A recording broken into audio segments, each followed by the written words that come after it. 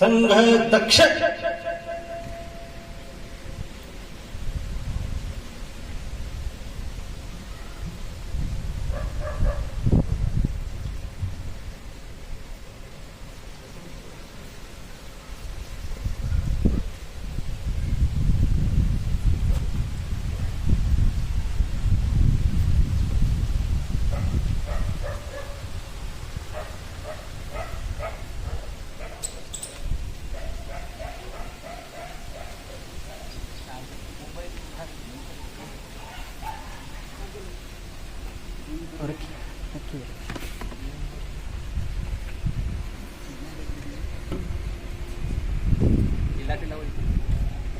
लो यही दंड ले दौड़ का दौड़ निकाल में फिर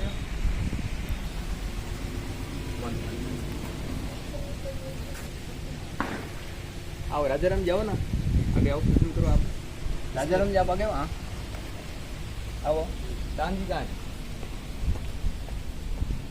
आ जाओ कोई बात ऊपर है वैसे तो राजाराम ऊपर है शस्त्र कोई दिक्कत नहीं ठीक अब आगे आते हैं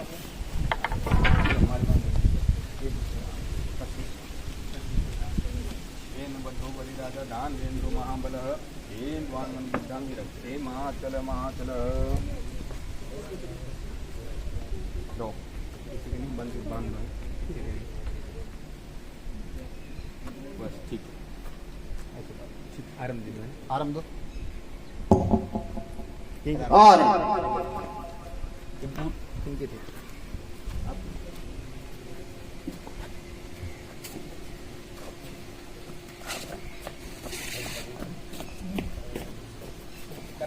संघ दक्ष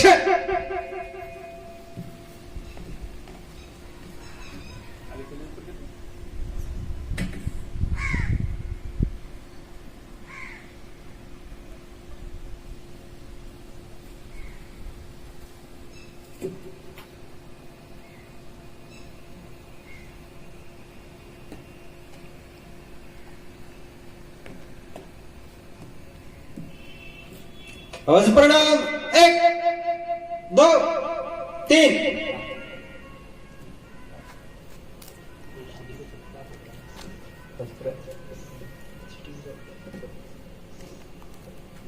प्रार्थना नमस्ते सदा वत्सले मातृभूमे नमस्ते सदा वत्सले मातृभूमे त्वया हिन्दुभूमे सुखं वर्धितोऽहम् त्वया हिन्दुभूमे सुखं वर्धितोऽहम् महामङ्गले पुण्यभूमे त्वदर्थे महामङ्गले पुण्यभूमे त्वदर्थे पतत्वेशकायो नमस्ते नमस्ते पतत्वेशकायो नमस्ते नमस्ते प्रभो शक्तिमन् हिन्दुराष्ट्राङ्गभूता प्रभो शक्तिमन् हिन्दुराष्ट्राङ्गभूता इमे सादरं त्वां नमामो वयम् इमे सादरं त्वां नमामो वयम् त्वदीयाय कार्याय बद्धा कटीयम् त्वदीयाय कार्याय बद्धा कटीयम् शुभामाशिषं देहि तत्पूर्तये महामाशिषं देहि तत्पूर्ते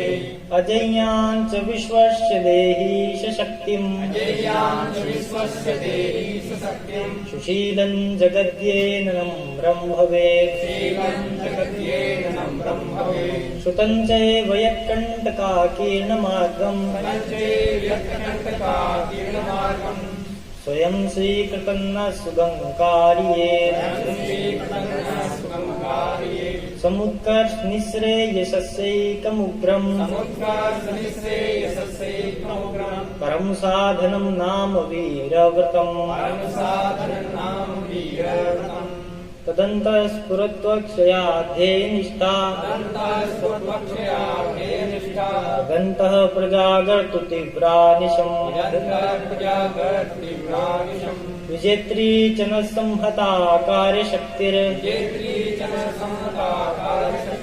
विधायास्य धर्मस्य संरक्षणम् विधायास्य धर्मस्य संरक्षणम् परं वैभवं नेतुमेतत्स्वराष्ट्रम् परं वैभवमेतुमेतत्स्वराष्ट्रम् समर्था भवत्वाशिषा ते दृशम् समर्था भवत्वार्षा ते कृशम् भारत माता की जय। भारत माता की जय।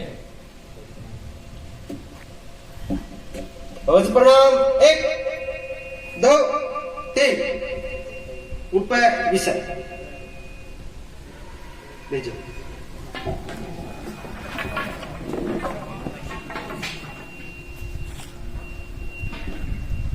मंच पे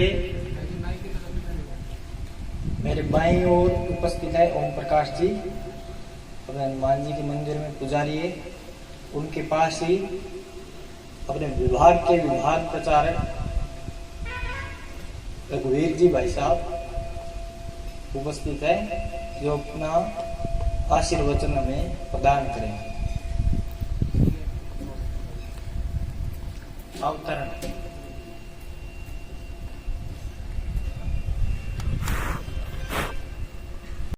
हमारा विश्वास है कि भगवान हमारे साथ है। हमारा काम किसी पर आक्रमण करना नहीं है, अपितु अपनी शक्ति और संगठन का है। हिंदू धर्म और हिंदू संस्कृति के लिए हमें यह पवित्र कार्य करना चाहिए और अपनी उज्जवल संस्कृति की रक्षा कर उसकी वृद्धि करनी चाहिए। तभी आज की दुनिया में हमारा समाज टिक सकेगा। डॉक्टर हेडगेवार जी। ताड़ी कौन जानी। सभी प्रेमी भाई सजन प्रेमी जो भी बाहर से आए इनको मैं नमस्कार करता हूँ। जो भी मेरे भाई बंधु यहाँ आए हुए हैं, ये धर्म के निमित्त ये कार्य किया जाता है और धर्म के निमित्त सभी को भगवान के नियम धर्म का पालन करना है। इतना कह करके मैं नमस्कार।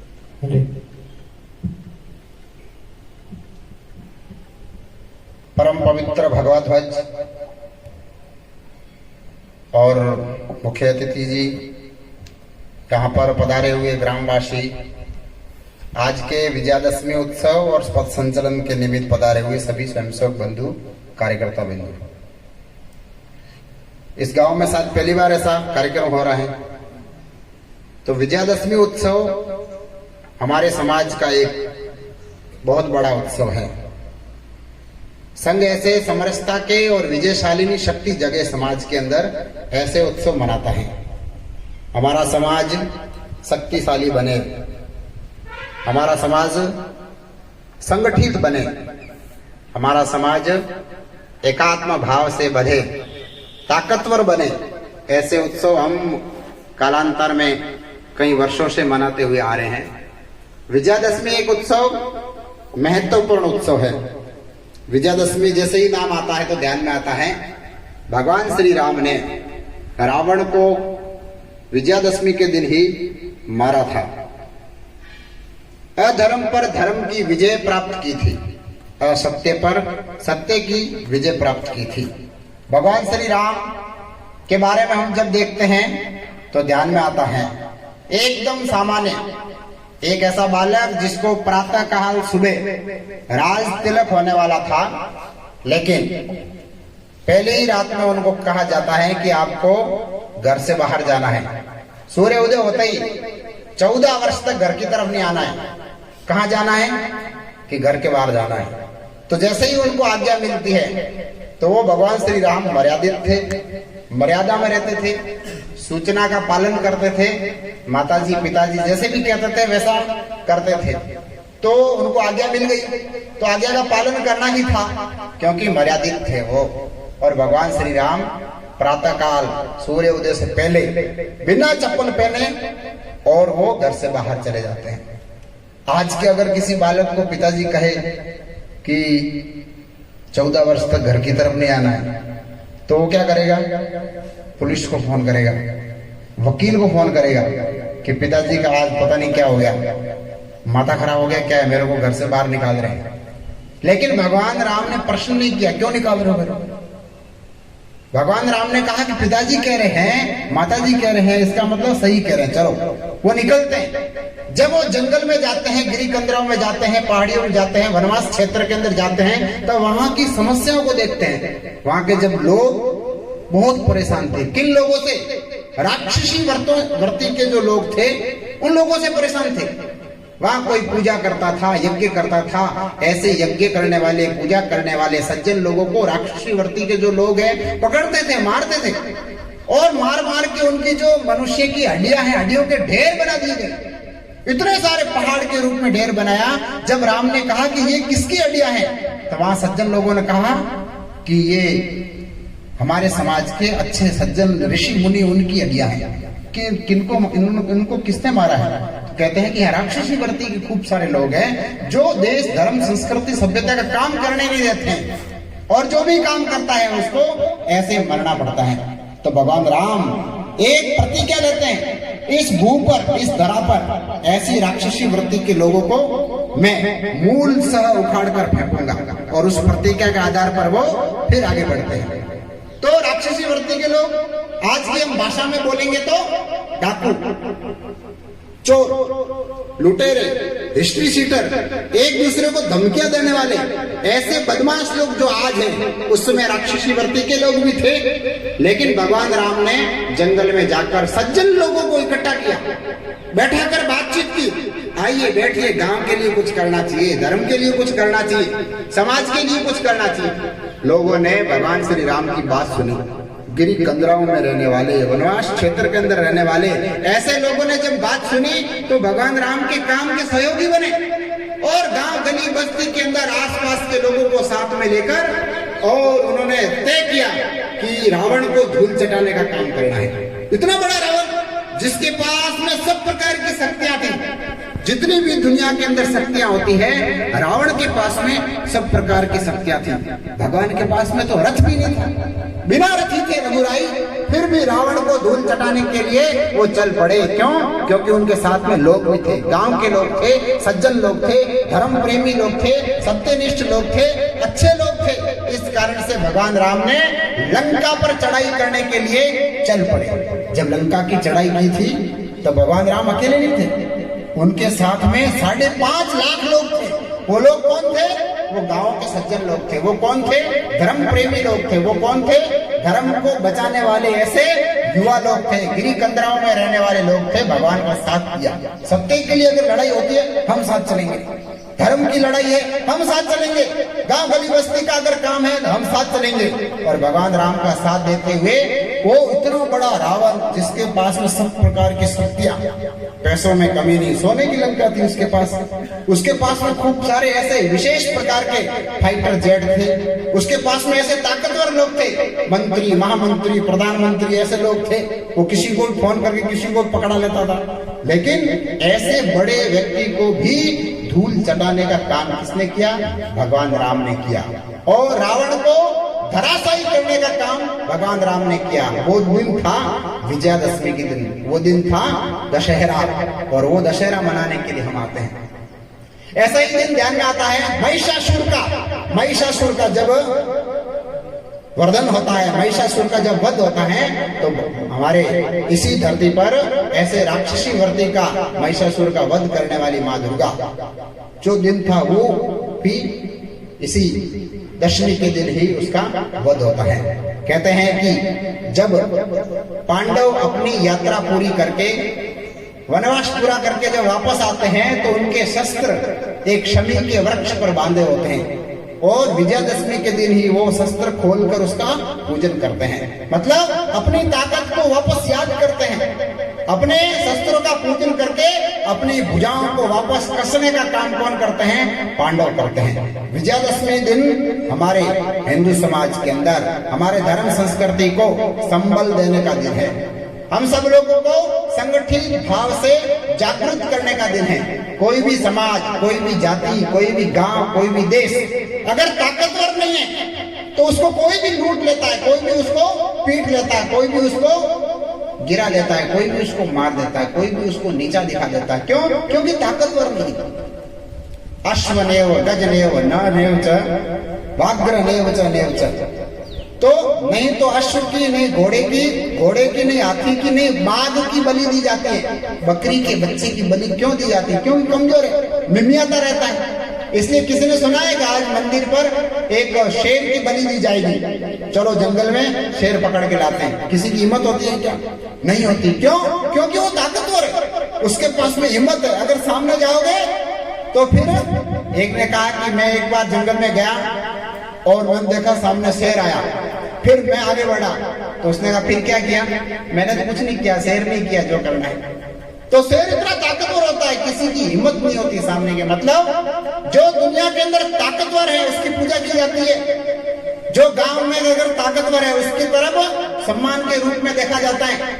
जो गांव के अंदर ताकतवर है उनके साथ में सब लोग खड़े होते हैं, कमजोर के साथ कोई नहीं खड़ा होता। इसलिए आज का जमाना है शक्तिमान बनने की, आज का जमाना है संघ शक्ति कलयुग है। आज कलयुग है, संगठन शक्ति की आवश्यकता है। और अगर ताकतवर अगर नहीं रहेंगे तो कालांतर में हम समाहित हो जाएंगे। हमने ऐसा खूब सारा इतिहास पढ़ा है, मेसोपोटामिया का इतिहास पढ़ा है, बेबीलोनिया का इतिहास पढ़ा है, हड़प्पा सभ्यता का इतिहास पढ़ा है। वो ताकतवर नहीं थे संस्कृति को जीतने के लिए, संस्कृति के खिलाफ, संस्कृति को बचाने के लिए लड़ने की शक्ति नहीं थी, इस कारण से वो मिट गए। हम इजराइल का उदाहरण देखते हैं। आज इजराइल और हमास का युद्ध चल रहा है। उस युद्ध के अंदर इजराइल बहुत मुंह तोड़ जवाब दे रहा है उन राक्षसी वर्तियों को। उनको समाप्त करने के लिए इजराइल कमर कस के खड़ा है। क्यों? क्योंकि इजराइल का प्रत्येक नागरिक जो है अपने देश के लिए खड़ा है। इजराइल का प्रत्येक नागरिक, उसके हाथ में शस्त्र है। इजराइल का प्रत्येक नागरिक अपने राष्ट्र को बचाने के लिए, अपने राष्ट्र को बचाने के लिए हरदम हर समय खड़ा रहता है। इसलिए कहते हैं इजराइल के चारों ओर इस्लामिक कंट्री है। जैसे हमारे मुंह के अंदर दांत के बीचों में हमारी जीभ है, वैसे ही इजराइल के चारों ओर 12-13 अगर देश हैं इस्लामिक है। वो परेशान करते रहते हैं, लेकिन डबल ताकत से उनको जवाब देने का काम इजराइल करता है। इजराइल के पास में शक्ति है, इसलिए पूरा दुनिया भी इजराइल से डरता है। इजराइल छोटा सा है, ये जैसलमेर जिले जितना तो इजराइल है, लेकिन ताकत है। इस कारण से पूरी दुनिया भी उनके सामने नतमस्तक है। हमारा देश आज देखते हैं तो पूरी दुनिया के अंदर सम्मानित स्थान पर आगे बढ़ता हुआ जा रहा है। जब उरी अटैक हुआ भारत के ऊपर, हमारे 40 सैनिक शहीद हुए, तब तुरंत जवाब देने का काम हमारे भारत के सैनिकों ने किया, एयर अटैक किया और लगभग 300-350 आतंकवादियों को पाकिस्तान की सीमा पर मार के जब वापस आया, पूरी दुनिया भर के अंदर लगा कि भारत जो है आज नया भारत है, भारत कुछ भी कर सकता है। भारत के खिलाफ अगर कोई भी देश होता है तो भारत उसको सही जवाब देने का काम करता है। इस कारण से उरी अटैक के बाद में जब सर्जिकल स्ट्राइक हुई, उसके बाद में पूरी दुनिया भर के अंदर जितने भी आतंकवादी, टेररिस्ट, जितने भी लोग हैं, भारत के प्रति खौफनाक के आधार पर खड़े हैं। उनको लगा कि कभी भी अगर घुसेंगे तो मारे जाएंगे। इसलिए भारत के अंदर, भारत के आसपास जितने भी देश है, भारत को सम्मान की दृष्टि से देखने लग गए। क्यों? भारत के अंदर रक्षा तंत्र का जो बल है वो बढ़ गया। हमारे देश के अंदर खूब सारे नए हथियार आए हैं, नए जेट आए हैं, कितने प्रकार के शस्त्र के आधार पर हमारे सैनिक जो बल है वो हमारे देश के अंदर बढ़ा है। और उसके बढ़ने के कारण से आज चाइना भी बहुत ऐसे देखता है कि भारत की शक्ति बढ़ी हुई है, इससे पंगा नहीं लेना। जो देश अपने शस्त्रों के आधार पर अगर ताकतवर होता है तो उस देश के सामने देखने की किसी की हिम्मत नहीं होती है। हम देखते हैं कि शस्त्र बहुत जरूरी है। हमारी जितनी भी देवी देवता हैं सबके हाथ में शस्त्र रहते हैं। क्यों? शस्त्र जरूरी है। शस्त्र है तो हमारा शास्त्र है, शस्त्र है हमारी संस्कृति है। शस्त्र हमारे हाथ में है, हमारे देश में है, हमारे पास में है, हम शक्तिमान हैं, हमारे पास में ताकत है, तो सब प्रकार की स्थितियां हम बचा के रख सकते हैं। मंदिर को बचा के रख सकते हैं, धर्म को बचा के रख सकते हैं, संस्कृति को बचा के रख सकते हैं, कितने सारे लोगों का, कितने सारे आयामों की हम रक्षा कर सकते हैं। इसलिए शस्त्र पूजन से, शस्त्रों की पूजा होनी चाहिए। हमारे घर के अंदर तलवार होनी चाहिए, हमारे घर के अंदर शस्त्रों का पूजन होना चाहिए। विजयादशमी के दिन शस्त्रों का पूजन किया जाता है, उसकी संभाल की जाती है, उसको याद किया जाता है। इसलिए क्योंकि हमारे हाथों में, हमारे घरों में, हमारे देश के अंदर शस्त्र जरूरी है। आज का विजयादशमी उत्सव हम लोगों के लिए संकल्प का दिन है कि आज हमारा भारत 75 वर्ष हो गया है आजाद होने के बाद में। आज हमारी भारत की यात्रा आगे बढ़ती ही जा रही है। हमारा देश जब आजादी का 100 वर्ष मनाएगा तब हमारा देश कैसा होना चाहिए, मतलब 2047 तक हमारा देश किस किस स्थितियों में अच्छा हो सकता है क्या, तो हम स्व आधारित कैसे बन सकते हैं? स्व यानी हमारा स्वदेश, हमारे जितने भी यहाँ पर की सामग्री बनती है उसका हम उपयोग करें। खूब सारे ऐसे लोग हैं जिनके घर में साबुन, टूथपेस्ट ध्यान में आता है विदेशी कंपनियों का यूज करते हैं। हम विदेशी कंपनियों का यूज करते हैं, इसका मतलब 100 रुपए की कोई सामग्री आती है, 80 रुपए तो हमारे देश में रहते हैं, 20 रुपए टैक्स के रूप में विदेश में चले जाते हैं। हमने अगर किसी की सामग्री ली अमेरिका की तो 20 रुपए उसके पास में चले गए। अमेरिका वहां से हथियार पाकिस्तान लोगों को भेजता है और वो हथियार हमारे सैनिकों के ऊपर उपयोग किए जाते हैं। अगर हम विदेशी सामग्री नहीं खरीदते हैं तो दुनिया के जो देश है वो मजबूत नहीं होंगे। हमारा देश अगर मजबूत करना है तो हमारा पैसा हमारे गांव में, हमारे देश में रहना चाहिए। इसलिए हमारे स्वदेशी वस्तुओं का हम उपयोग करें, ये भी हमारी ताकत है। हमारी ताकत हमारे देश के अंदर रहनी चाहिए, मतलब पैसा हमारे देश में रहना चाहिए। स्व आधारित हम बनने का काम करें। स्वभाषा, हम हमारी भाषा को बोलने का प्रयत्न करें। आज हमारी भाषा देखते हैं धीरे धीरे मिटती हुई जा रही है। दूसरी भाषा हमारे पर हावी हो रही है, अंग्रेजी भाषा हावी हो रही है, अन्य भाषा हो रही है। हिंदी के अंदर उर्दू भाषा के खूब सारे शब्द मिलते जुलते आ रहे हैं, तो हम हिंदी बोल रहे हैं, उर्दू बोल रहे हैं, किसी को पता ही नहीं चलता है। इसलिए हम हमारी स्वभाषा, हमारी भाषा का हम ठीक प्रकार से मान सम्मान करें और उसका बोलने का प्रयत्न करें। स्वभूषा, हमारी खुद की भूषा, हमारा पहनावा हम खुद हमारा बनाए। 2047 तक भारत, जब लोग व्यक्ति कभी आता है तो ऐसा दिखना नहीं चाहिए रहता तो भारत का है, पहनावा विदेशी है, रहता तो यहाँ है, खान पान विदेशी है, रहता तो यहाँ है, उसकी ढंग ढाड़ा विदेशी है। तो विदेशीपन हमारे अगर मनुष्यते के अंदर अगर हमारे अंदर आ जाएगा तो हम हमारे देश को मजबूत कैसे बनाएंगे? इसलिए स्व पर आधारित हमारा देश कैसा खड़ा हो, स्वदेशी भाव कैसा जगे, स्वभाषा का भाव कैसा जगे, स्व आधारित हमारा देश कैसे बने, इसका हमको सबको विचार करना चाहिए। 2047 तक हमारा भारत रक्षा के मामले में सबसे अच्छा होने वाला है। 2047 तक हमारा भारत सब प्रकार की स्थितियों में अच्छा होने वाला है। मैं नागरिक कर्तव्यों का निर्माण, नागरिक कर्तव्यों का मैं पालन करता हूँ क्या, इसका भी हमको विचारणीय है। आज हम देखते हैं कि ध्यान में आता है बाएं कैसे चलना, दाएं कैसे चलना, चलते समय किधर जाना है, तो ध्यान में आता है छोटी छोटी बातें, लेकिन उसका हम पालन नहीं करेंगे तो हमारा भारत अच्छा मजबूत कैसे बनेगा?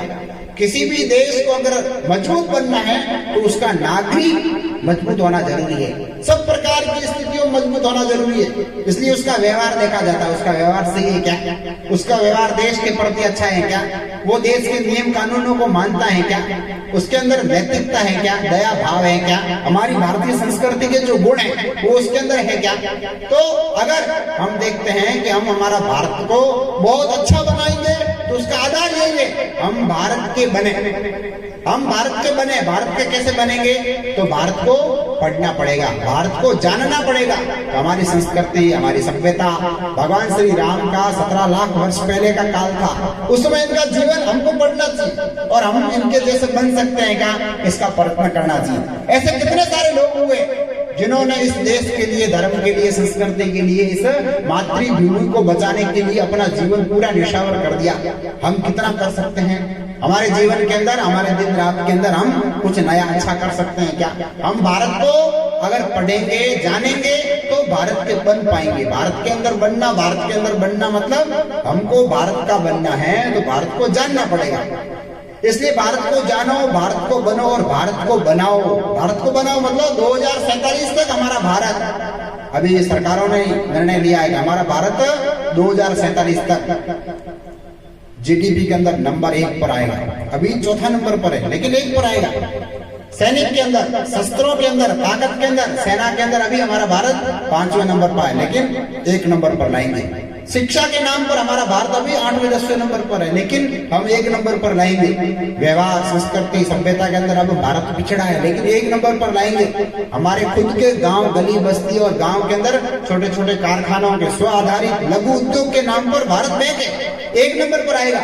गरीबी के अंदर, अब भारत के अंदर गरीबी बहुत थोड़ी बहुत रही है, लेकिन मिटकर जीरो पर आएंगे। गरीब एक भी नहीं होना चाहिए। ऐसा भारत बनेगा तो बनेगा किस आधार पर? भारत के जो लोग हैं, गांव के जो लोग हैं, वो गांव के बारे में सोचें कि गांव के अंदर पर्यावरण की आवश्यकता है तो हम पेड़ पौधे लगाएंगे। गांव के अंदर देखते हैं गांव के बाहर कचरे के ढेर लगते हैं तो हम हमारा गांव पॉलीथीन मुक्त करेंगे। छोटे छोटे नियम करने का आवश्यकता है। आज ध्यान में आता है कितने सारे गांव ऐसे हैं जहां पर पानी पीने का नहीं है तो हम पानी बचाने का काम करेंगे। अगर बारिश का पानी है तो उसको जमीन में उतारने का काम करेंगे, उसको बचाने का काम करेंगे। हम भारत को बनाएंगे तो कैसे बना सकते हैं? इसका चिंतन गांव के लोग बैठ के करें, देश के लोग बैठ के करें। योजनाबद्ध तरीके से पढ़े लिखे लोग हैं, बड़ी उम्र के लोग हैं, हम गांव के अंदर क्या कर सकते हैं, गांव को अच्छा कैसे बना सकते हैं? अगर हर गांव अच्छा बनेगा तो हमारा देश अच्छा बन जाएगा। इसलिए आज का जो हमारा विजयादशमी उत्सव है, संकल्प लेने का दिवस। हम ताकतवर कैसे बन सकते हैं?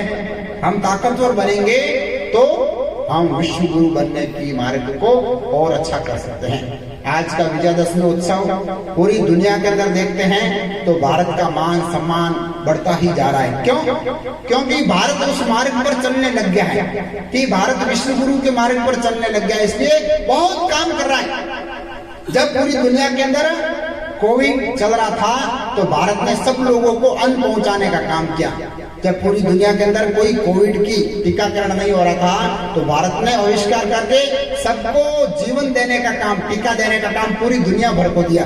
जब भी कोई समस्या, आपात स्थिति बनती है, आपातकालीन स्थिति बनती है, भूकंप है, बाढ़ है, तूफान है, महामारी आती है तो भारत हर एक मनुष्य का सहयोगी बनता है। इसलिए भारत का सम्मान आज पूरी दुनिया भर के अंदर बढ़ता हुआ ही जा रहा है। हम सब लोग अपने गांव के अंदर अच्छी योजनाबद्ध तरीके से अच्छी शाखा लगे, विद्यार्थियों की अलग प्रकार की लगे, बड़ी उम्र के जो लगे उनके अलग प्रकार लगे।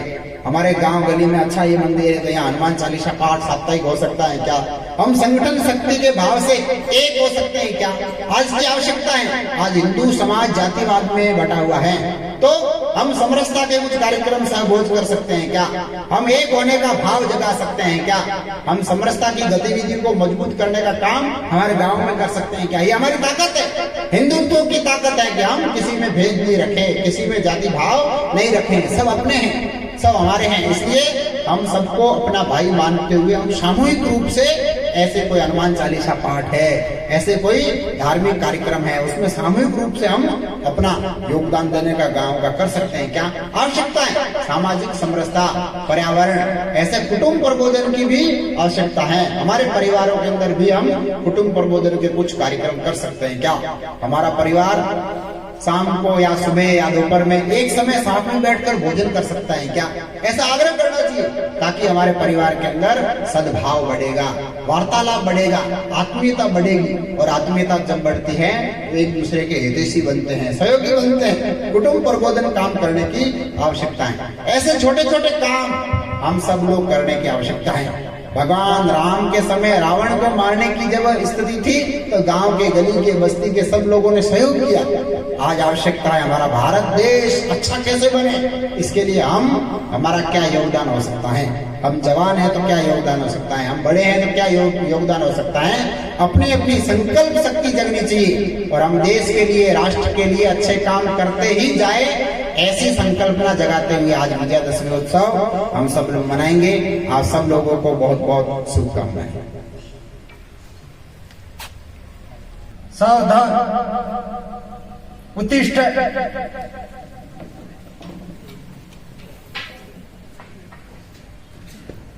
संघ और संघ दक्ष ध्वज प्रणाम। 1 2 3।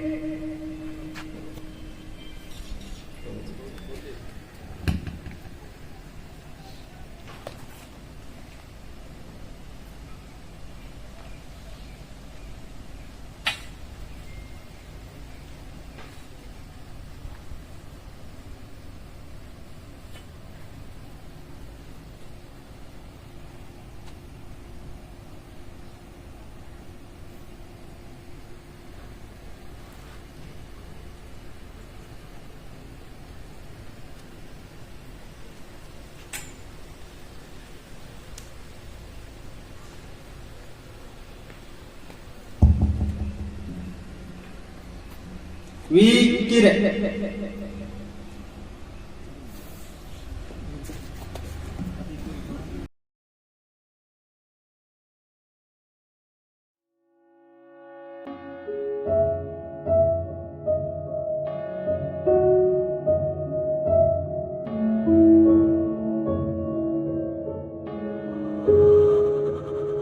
The strangest death, the night is red. It's hard.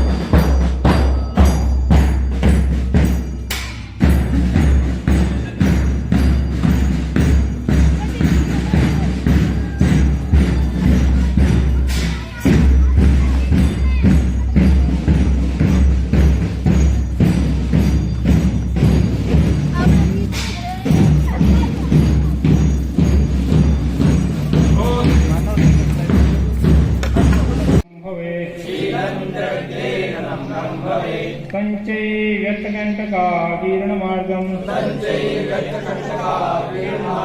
स्वयं से कृतन् है सुगम कार्य